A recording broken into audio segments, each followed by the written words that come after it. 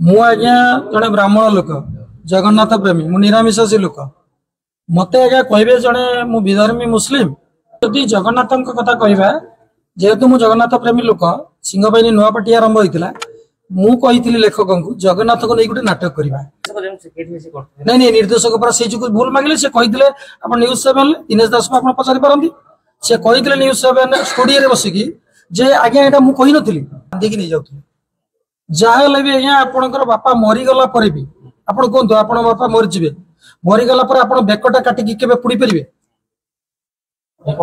case फेरई एवं मत check देते आपण मैंने से भुवनेश्वर भी आपड़ थे अन्य माने भी मीडिया थे आमे किंतु क्षमा प्रार्थना करते ओडावासी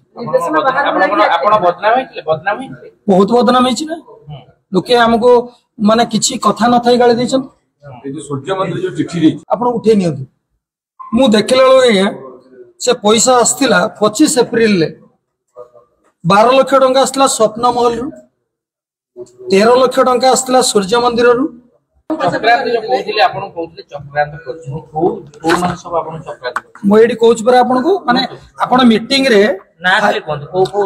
मीटिंग रे सुनिले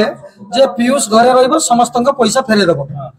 मीटिंग रे आपण प्रमोद बाबू पैसा से फेरेदेले फेरई कि 7 मास कहीं रखिले से तो डिक्लेयर कर सारे जनवरी फेब्रुआरी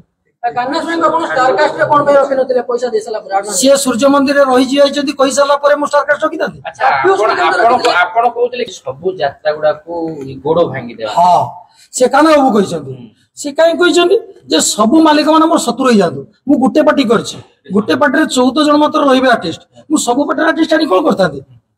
बुझे दरकार मोर 14 जन दरकार मुझे 20टा पार्टी 14